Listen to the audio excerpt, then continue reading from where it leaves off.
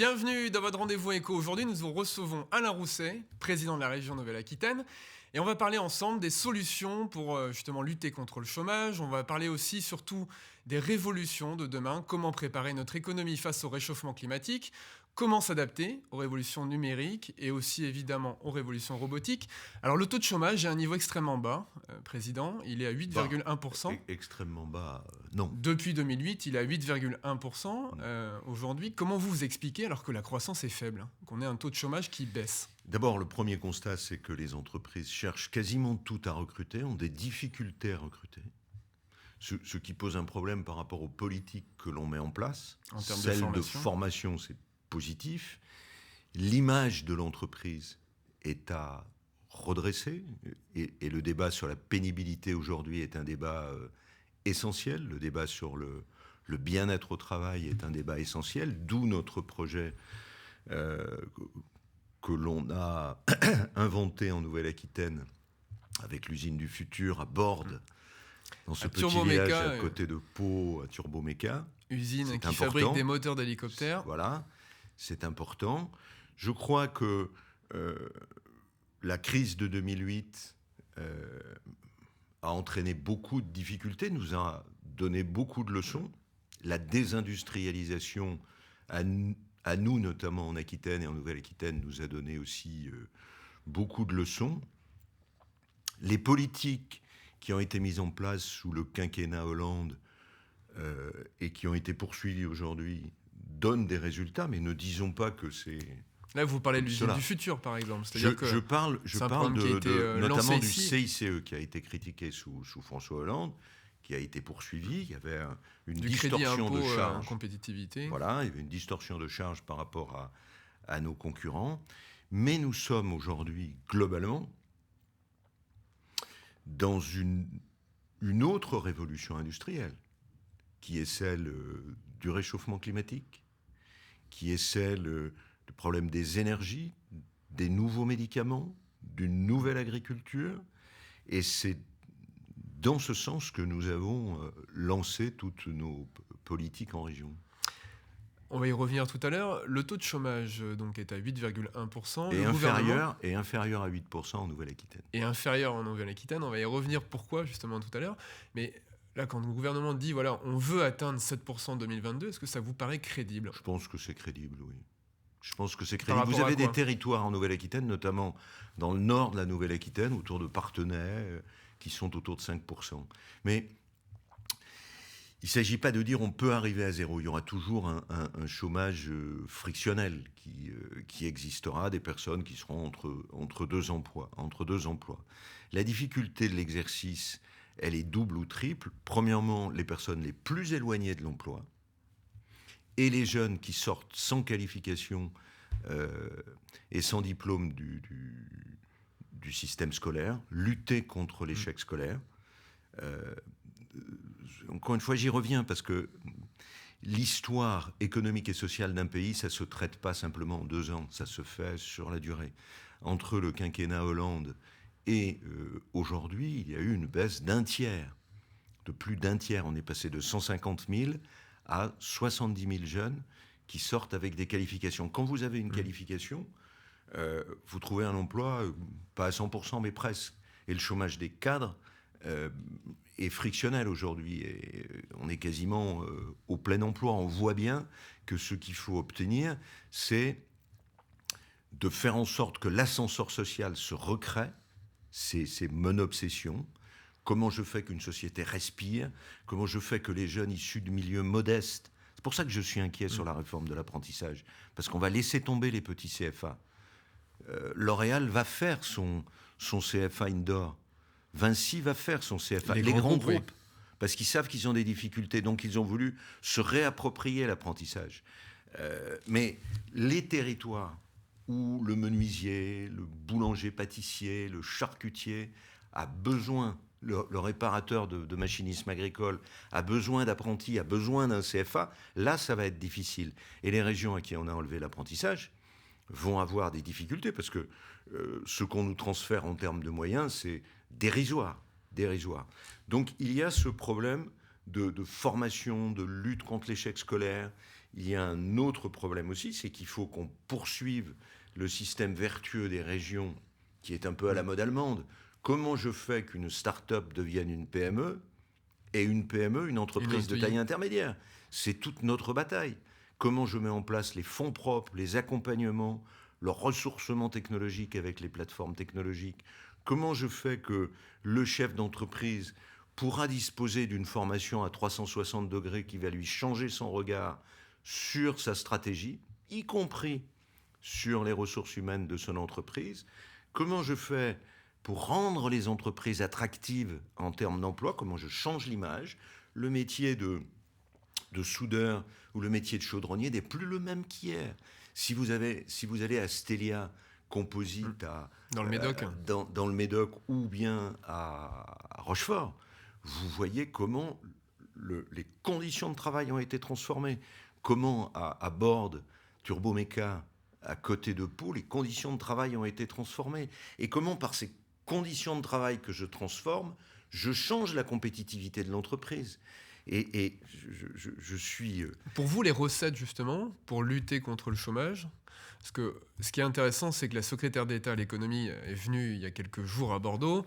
Elle a annoncé que 40% des nouveaux emplois industriels en France créés l'ont été dans la région Nouvelle-Aquitaine. Dans la région Nouvelle-Aquitaine. Donc ça veut dire qu'on a eu une politique quand même ces dernières années qui a fonctionné. Alors pour vous, les recettes pour lutter contre le chômage et réindustrialiser le pays, parce que depuis 2019, c'était la première fois en 2019, depuis déjà 10 ou 15 ans, qu'on crée plus d'emplois dans l'industrie en France qu'on en détruisait. Oui, mais nous, on en a toujours plus créé.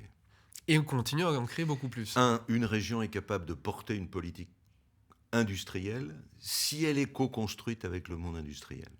Et vraiment, je suis... et je les en remercie, tous les industriels qui ont bien voulu participer aux actions collectives. Je pense à Marc Prékavski et le patron de Seva Santé Animale, qui est un groupe de 5000 personnes, voilà, qui est implanté ici à Libourne. Et qui préside avec des amis le club des entreprises de taille intermédiaire. Donc ça, ce sont les entreprises, pour nos téléspectateurs, qui sont à plus de 250 salariés jusqu'à 4999. Oui, mais vous avez aussi Laurent Duret au fin fond de la Dordogne, vers la Haute-Vienne, la Charente-Limousine, qui dirige le club, ou plutôt le cluster cuir.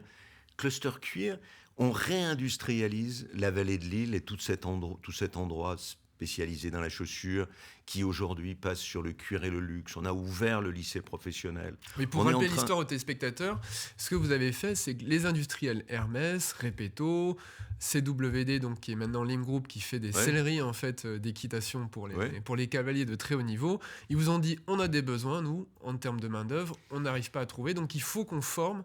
Et vous avez ouvert au lycée professionnel à Thiviers justement une formation spécifique. On avait commencé d'ailleurs à l'ouvrir à Saint-Médard-d'Exideuil, encore plus petite ville. On avait installé une machine à cuir retourné. On avait fait revenir un salarié qui a formé des chômeurs parce que Repetto ne pouvait pas recruter. Et donc, la formation, mais une formation tous azimuts qui marche pour les jeunes, comme pour les moins jeunes, comme pour les demandeurs d'emploi, comme pour les salariés. Parce que CWD peut venir, comme Repetto, comme d'autres, former dans le lycée de Thiviers ces salariés. On a mutualisé les plateaux techniques. Et aujourd'hui, le résultat, j'en suis un peu fier, pardon, le résultat est très gratifiant. Parce que non seulement cela, mais vous savez, le diable se niche souvent dans le détail.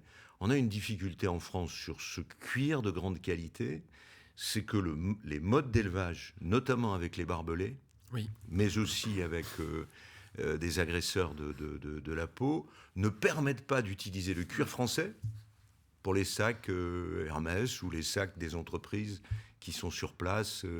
Donc on est en train de travailler avec 400 éleveurs, et sur le plan sanitaire, et sur le plan de la conduite de l'élevage. La région finance, je ne sais plus si c'est une vétérinaire ou une ingénieure agro, pour faire en sorte qu'on travaille avec les éleveurs. Pour l'instant, on a commencé par le veau sous la mer. Et voilà, on va avoir la ressource, c'est-à-dire le 4e quartier des animaux va servir aussi à l'industrie. On réouvre des pousseries. C'est fabuleux. Et c'est de la plus-value en plus pour ces éleveurs qui, bien entendu, globalement, il faut que la valeur reste ont des revenus paysan. assez faibles. Hein. Voilà. Mais j'ai reproduit ce que l'on a fait à Thiviers, à l'aérocampus de la Traîne, parce que Centre de formation au métier de l'aéronautique. Ouais. L'attractivité aéronautique qu'on a aujourd'hui, c'est parce qu'aussi Dassault, Thales, Safran, etc., Airbus, hélicoptère aussi, c'est qu'il va trouver les jeunes formés.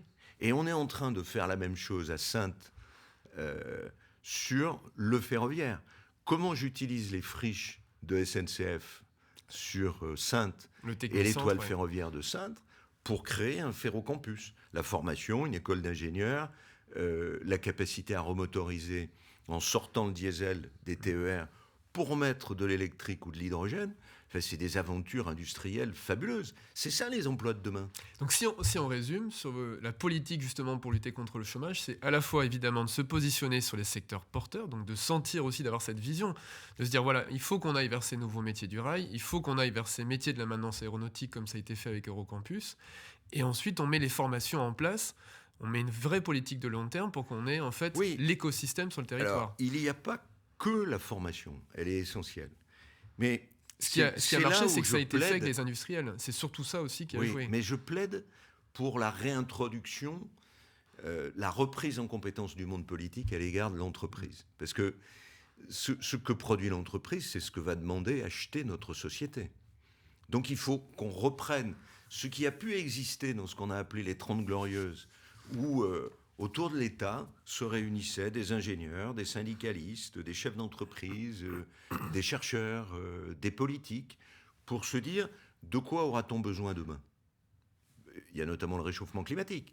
Mais regardez, nous avons créé il y a 10 ans, avec Hydro-Québec, avec les chimistes, avec Saft, avec Forsy Power, avec Cerma, qui qualifie les batteries, un cluster, un écosystème autour de la batterie. Où se construit la première usine aujourd'hui ? Ici, à Nersac, en Charente. À Nersac, à côté d'Angoulême, dans la grande région. Donc il faut qu'on soit capable de se projeter, de dialoguer. Et là, l'aventure dans laquelle on s'est engagé sur la lutte contre le réchauffement climatique, mais aussi, comme le dit un Hervé Le Treut, il va falloir être résilient, parce que 2 degrés, 4 degrés, ça change la société et notre vie. Ça change la foresterie, comme disent nos amis québécois. Ça change l'agriculture. Ça, c'est votre feuille de route Néoterra, c'est fondamental. On le sait, on va être une des régions justement les plus impactées par le réchauffement climatique. Elle l'est déjà. Elle l'est déjà. Comment on fait ? Comment on prépare notre économie et nos PME ? Parce que ce sont essentiellement des PME et des TPE dans la région. Notons, et c'est un satisfecit, que 60% de la baisse, les usines ont baissé de 60% leur dégagement de gaz à effet de serre et se sont engagées dans de l'économie circulaire. Je rejette plus, je retraite, je valorise les déchets, etc. etc. Donc travailler avec le monde industriel. Et doublement, parce que le monde technologique, prenez le cas d'une entreprise qui s'appelle 200 Gos à Agen. Prenez le cas de ce qu'on a fait à Agen depuis 20 ans avec une structure qui s'appelle l'IFTS, l'Institut des techniques séparatives. Comment je fais avec ces structures pour, au-delà de sortir de l'eau usée les déchets organiques, je sors les déchets de médicaments, je sors les perturbateurs endocriniens. C'est ça l'aventure que l'on conduit aujourd'hui. Et à partir du moment, comment j'invente le nouveau matériel agricole qui nous fera sortir du glyphosate et des pesticides ? Comment je le fais ? Comment je crée une nouvelle industrie, un écosystème qui répondra aux impasses des agriculteurs ? C'est ça qui est fabuleux comme aventure. C'est ça qui est fantastique. Et donc, pourquoi on est un peu en pointe ? Peut-être parce que, à titre personnel, mon histoire m'a amené à la fois à vivre une déprise industrielle dans mon village natal, mais aussi parce que ça a été mon boulot sur le bassin de Lac, à un moment donné, sur le bassin de Lac. Mais qu'aujourd'hui, on a créé un écosystème de confiance, le monde de la recherche et du transfert de technologie, le monde de la formation et le monde de l'entreprise. Et c'est ça qui est une aventure merveilleuse. On est passé à côté de la révolution numérique. Il ne faut pas passer à côté de la révolution climatique. Comment on fait aujourd'hui, quand on est une PME de Nouvelle-Aquitaine, pour avoir les moyens de lutter face à la compétition mondiale? On le voit il y a quelques jours, vous étiez en Dordogne, vous avez aidé massivement, vous avez fait un prêt de 19 millions d'euros quand même aux papeteries À Condat Condat, pour les sauver. Ça sauve plus de 400 emplois derrière, ouais, avec l'aide aussi 480 de de l'État. l'État. Derrière, comment on fait? Parce que, par exemple, son coût de l'énergie était beaucoup plus important, alors que c'est quand même une des pièces maîtresses de la production, que dans les provinces italiennes, que les concurrents italiens, espagnols. Comment on fait pour avoir justement les Bah, ressorts? trois choses. D'abord, on, on discute directement avec le chef d'entreprise parce qu'on a la chance d'avoir un personnage merveilleux, Andrea Minguzzi, qui est un homme de chair, de cœur et de sang. Euh, on se dit qu'on ne peut pas laisser tomber 480 salariés, ouvriers ou 480 familles, qu'on ne peut pas laisser tomber un territoire parce que c'est la plus grande entreprise privée, parce qu'on est Du département. du Ouais. département de la Dordogne, parce qu'on est dans le bois, et le bois, c'est vraisemblablement une réponse demain au réchauffement climatique par la biochimie. Donc il y a un accompagnement. Ça fait 4-5 ans qu'on accompagne l'entreprise et Minguzzi sur son affaire. Ça fait 4-5 ans qu'on hante avec les services de la région, parce qu'il faut avoir des services qui comprennent ça, qui sont passionnés par ça, qui sont compétents. Qu'on hante Bercy, Bercy qui a déclenché avec ses équipes la négociation pour remonter le capital de l'entreprise, pour essayer d'établir une feuille de route où à la fois, mais ça vient de l'entreprise, comment, puisque le papier dit couché qui sert malheureusement aux journaux, aux revues, a été remplacé pour beaucoup par le numérique, Oui. bah demain, cette entreprise, elle va faire des étiquettes pour Google ou Amazon, je ne sais plus. C'est assez étonnant. Mais donc, comment je fais une nouvelle... je monte en gamme. Et deuxièmement, comment je fais par rapport à l'énergie pour faire une chaudière à partir de la biomasse me permettant de produire de l'électricité et de la chaleur. Quelles sont aujourd'hui, si on résume, nos forces et faiblesses sur notre économie régionale?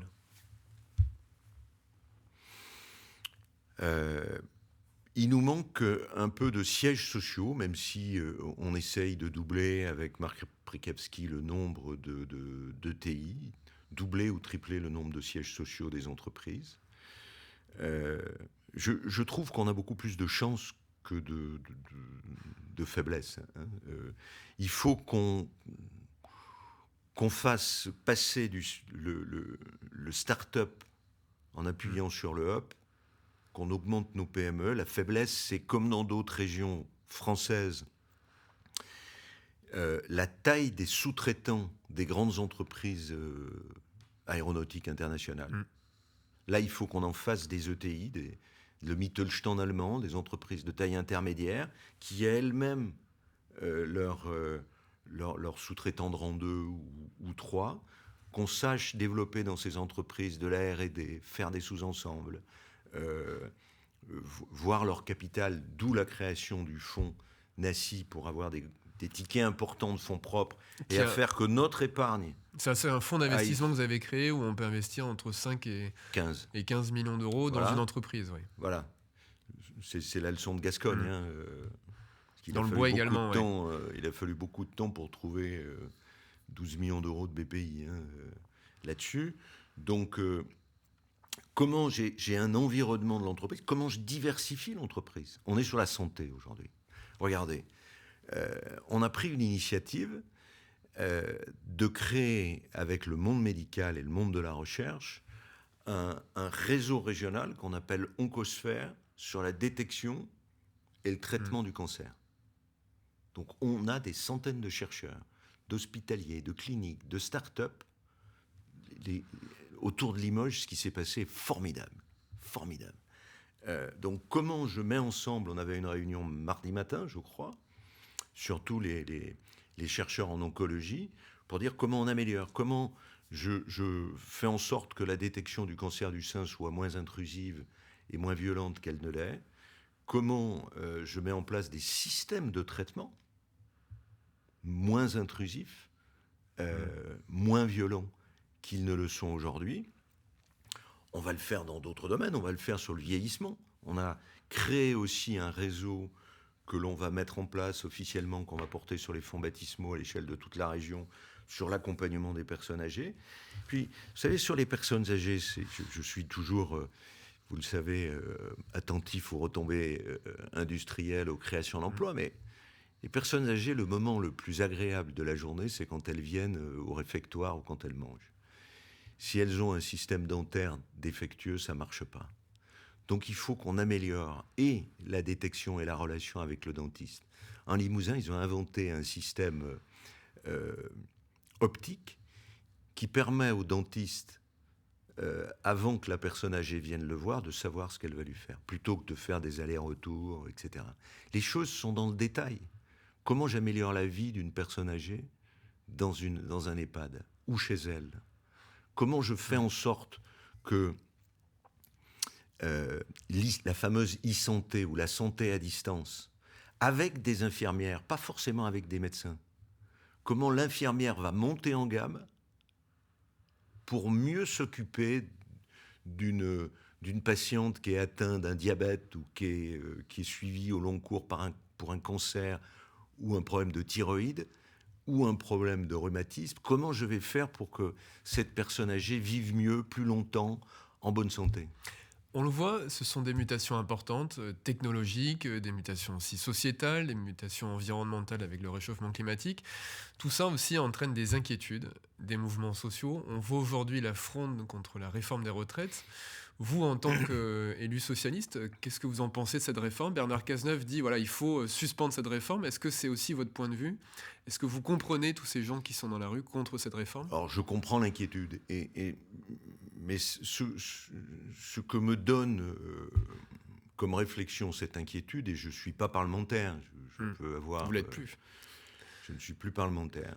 Elle me donne 3 réflexions. D'abord, une réforme systémique venant du haut, ça ne marche pas. Ça ne marche pas. Et ça marchera de moins en moins. Et ça marchera de moins en moins. La question pour la réforme, que j'ai évoquée d'ailleurs au Premier ministre, au Président de la République, etc., c'est l'exemple de la réforme de Gaston Defferre et de Pierre Mauroy en 1981. Comment je fais pour engager la décentralisation?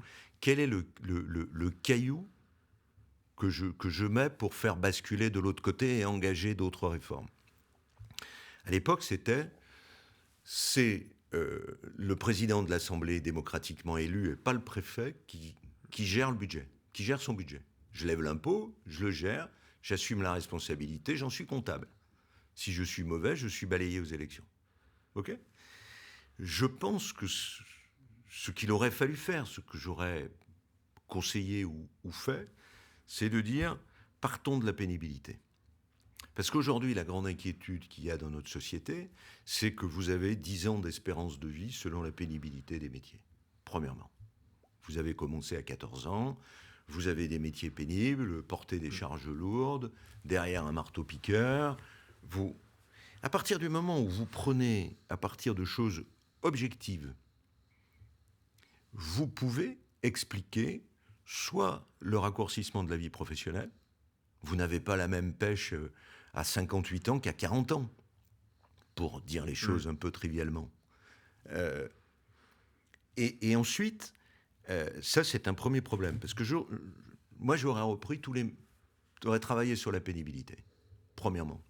J'aurais ensuite travaillé sur une chose, parce que les seniors sont des personnes qui, en France, quittent plutôt l'entreprise, et parfois à la demande de l'entreprise à 56 ans.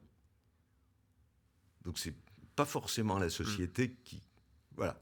Et il faut faire très attention sur l'assouplissement des personnes qui partent comme ça, en conventionnel, parce que souvent c'est un marché de dupes. Troisièmement, on a un problème au niveau du monde économique et du monde des entreprises, quelle que soit la taille, que ce soit chez le menuisier ou que ce soit dans l'aéronautique. C'est comment je transfère ma compétence. Tout à fait. Vous avez plein de secteurs où on a perdu la compétence. Notamment le ferroviaire. Le ferroviaire et le nucléaire. Et avec les problèmes de sécurité qu'on a, c'est quand même un vrai problème. Comment je transforme le poste à 58 ans en tuteur? Vous étiez, je crois, à cette inauguration magnifique de Sabena Technics. l'entreprise qui fait de la maintenance aéronautique à Mérignac, Sabena. Sabena Technics. Il nous a présenté un des plus anciens salariés qui avait repris pour 1 an. Parce que c'est un de ceux qui est capable d'expliquer aux jeunes qui arrivent de la traîne, qui ont un bac pro ou un BTS, ce qu'est réparer un avion, parce que c'est le jeune qui va devoir signer sa remise en vol. Vous voyez ce que je veux dire? On a là un exemple d'une prise en compte de ce qu'est la communauté nationale et la communauté sociale, qui ne part pas, parce que c'est l'obsession de Bercy. Bercy, pour la plupart, c'est l'école de Chicago, qui nous a fait, qui a amené à toutes les erreurs, inégalités, explosion de la pollution, voire même des choses pires dans la géopolitique mondiale. C'est comment je préserve la société. Et quand vous regardez, et vous n'avez pas un chef d'entreprise, y compris dans les manifestations que vous, Sud-Ouest ou TV7, faites pour choisir l'industriel de l'année ou le chef d'entreprise de l'année, qu'est-ce que disent ces chefs d'entreprise? Ils commencent à parler de leurs salariés. C'est grâce à eux que la réussite de l'entreprise se fait. Et dans l'usine du futur, ce qui est fantastique, c'est que ça fait bondir la productivité et la compétitivité parce que le bien-être au travail est là. C'est-à-dire qu'on peut rassembler l'économique et le social. Alors j'ai une question par rapport à ça. Pour terminer cette émission, plus personnelle, est-ce que vous serez candidat, président, à votre réélection? Laissez le moment venir ou le processus. Je me suis exprimé, mais je me suis exprimé vous avez déjà un jour, plus ou moins annoncé une candidature à titre de boutade, parce que mes amis espagnols, sur la réouverture de la ligne entre Pau et Saragosse, me disaient, mais puisque les travaux vont se faire entre 2025 et 2027, si vous n'êtes pas là, qu'est-ce qui se passe? Donc j'ai répondu à titre de boutade. Je suis passionné par mon métier. On a, je crois, réussi la fusion, ce qui n'était pas simple, parce que ça n'a jamais existé dans l'histoire. On a doublé les aides aux entreprises en Limousin et en Poitou-Charentes. Et aujourd'hui, l'emploi, c'est le début de l'émission, l'emploi est en train de se développer, et des emplois de qualité, des emplois de demain, des emplois qui font des petits, parce que quand je fais un emploi industriel, j'ai 4 emplois derrière. Voilà, donc cette passion, elle demeure. C'est la réponse que je vous fais. Et vous avez envie d'y retourner? Je dis que c'est la passion demeure. On va garder cette dernière phrase. Merci beaucoup, Président. Merci. Et à bientôt sur TV7.